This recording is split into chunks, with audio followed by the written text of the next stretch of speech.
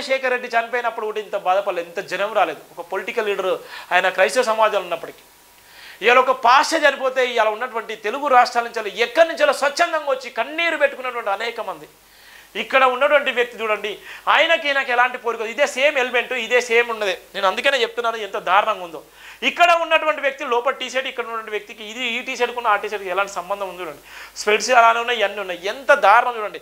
మన మీద జరిగేటువంటి కుట్రలు, గడ్డాలు చూడు, ఇక్కడ గడ్డం, ఇక్కడ ఉన్నటువంటి మాస్క్. ఎంత బాధ అంటే మన మీద నిందలేయడానికి, మన మీద ఇబ్బందులు పెట్టడానికి ఒక శక్తిలో ఒక కుట్రలు చేసేటువంటి చాలామంది ఇవన్నీ పసిగడుతూనే ఉంటారు. ఇవన్నీ వాళ్ళు చేసేటువంటి కుట్రలు. మనం అనుకుంటాం మన అందరూ బాగుంటారు అనుకుంటాం, మనం ఎప్పుడు బాగుంటాం రాసి పెట్టుకోండి. మన మీద ఎప్పటికీ కుట్రలు జరుగుతావు. ఐఏఎస్ అయినా, ఐపీఎస్ అయినా, నువ్వు ఎమ్మెల్యే అయినా, నువ్వు మంత్రి అయినా, ఈ దేశానికి సీఎం అయినా, పిఎం అయినా, మనల్ని ఎప్పటికీ కూడా దళితులాను చూస్తారు, మనల్ని ఎప్పుడు కూడా అంటరాని వాళ్ళని చూస్తారు.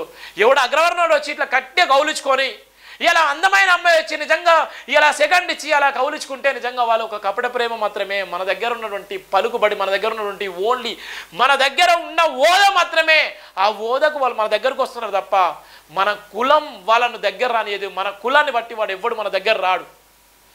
నువ్వు ప్రతిభావంతుడు అయినా నువ్వు నిజంగా వాళ్ళ దగ్గర బానిసవే. నీ దగ్గర కుబేరుడు అంత డబ్బున్నా నువ్వు వాళ్ళ దగ్గర బానిసవే.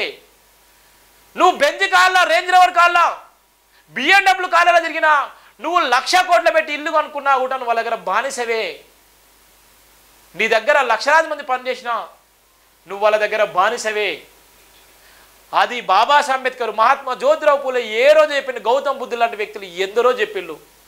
కాన్షీరామ్ లాంటి వ్యక్తి నిజంగా రాజకీయంగా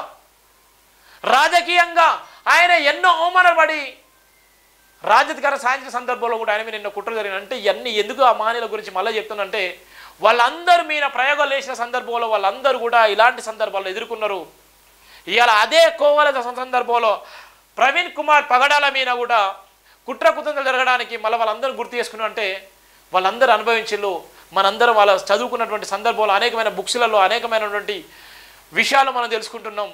ఇలా ప్రవీణ్ పగడాల మీద కూడా కల్పిత పాత్రలు సృష్టించి, కల్పిత పాత్రలను తెరపై తీసుకొచ్చి కొంతమంది చిల్లర వేషాలు వేసేటువంటి కొంతమంది నకిలీ వెధవలు నకిలీ పోస్టులు పెడుతూ ఇవాళ ఇష్టానుసారంగా ప్రవీణ్ పగడాల మీద జరుగుతున్నటువంటి అసత్య ఆరోపణలను మనం ఖండించకపోతే, అసత్య ఆరోపణల విషయంలో మనం ఇప్పుడు స్పందించకపోతే, అసత్య ఆరోపణల విషయంలో ఆ కుటుంబానికి రక్షణ లేకపోతే, అసత్య ఆరోపణల విషయంలో ఇప్పుడు ప్రతి క్రైస్తవ సమాజం స్పందించకపోతే, మేధావి సమాజం స్పందించకపోతే, రేపొద్దున నీ మీద ఒకటి ఇదే కుట్రలు జరుగుతాయి, నీ మీద ఒకటి ఇదే కుట్రలు కుతంత్రాలు జరుగుతాయి.